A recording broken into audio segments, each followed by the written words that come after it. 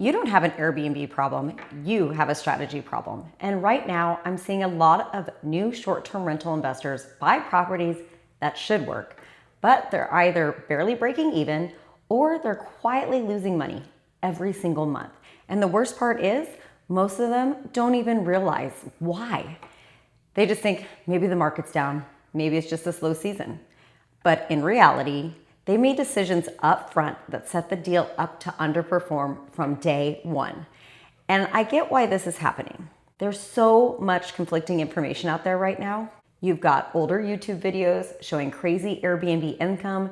You've got people online saying short-term rental is dead. And then you've got agents still selling properties like it's 2021. So in this video, I'm going to break down the biggest mistakes I'm seeing new short-term rental investors make in today's market. And more importantly, what you should be doing differently if you actually want this to work. Let's start with the biggest one, buying based on outdated or unrealistic numbers. This one right here is killing deals.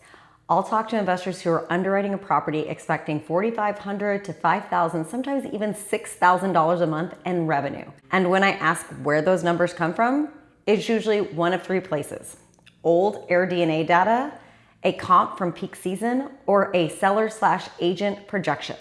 None of these are reliable on their own anymore.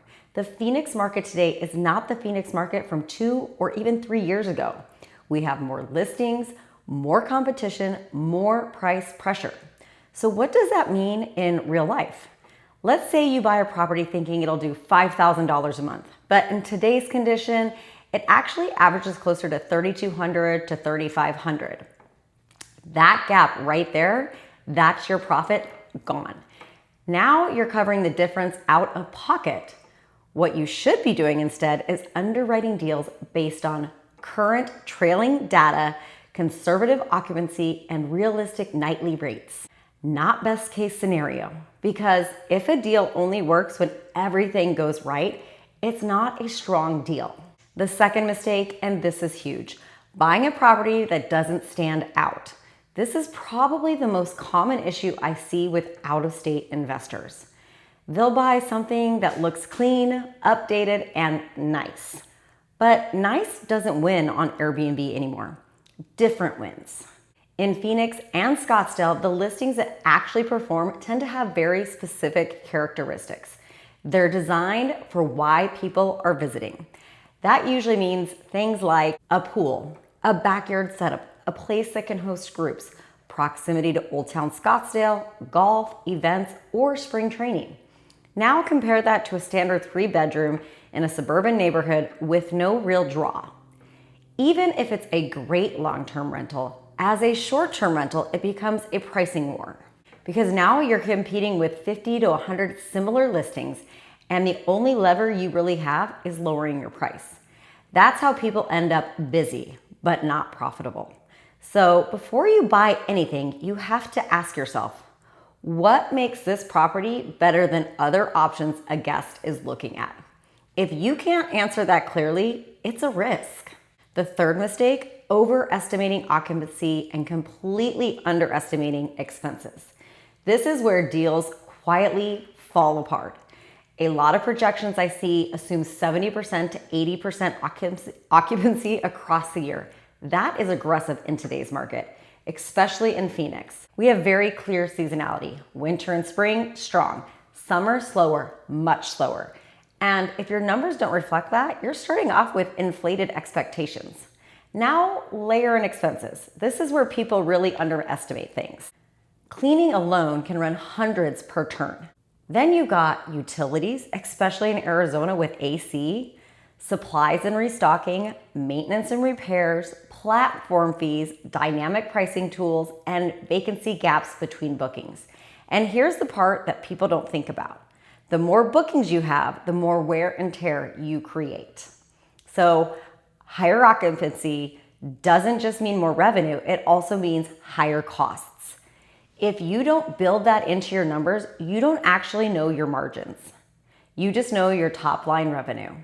And revenue alone doesn't tell you if the deal works.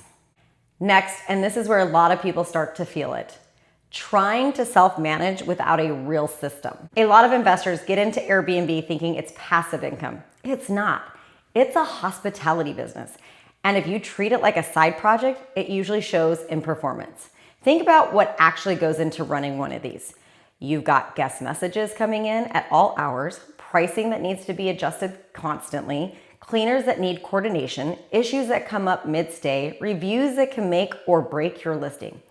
And what happens is people start off strong, they're on top of everything. But after a few months, it gets exhausting.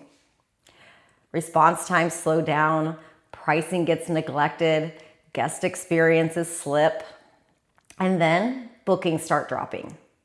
This is where I see a lot of burnout. Either people give up on the model or they realize they need help, but they're already in a deal that is underperforming. Execution is everything in this business. You can't ignore operations and expect strong returns. Another big mistake I'm seeing more and more, not building in a backup strategy. A lot of investors go all in on short-term rentals without asking, what if this doesn't perform the way I expected? And that's a risky position in today's market. This is where midterm rentals come in. And no, it's not hype. It's just a different demand channel. In Arizona, we see consistent demand from travel nurses, corporate relocations, insurance displacement stays. These aren't vacation guests. They're longer stays, typically 30 days or more. And what that gives you is stability. So if your short-term bookings dip, you have another way to generate income. The best deals I'm seeing right now are flexible.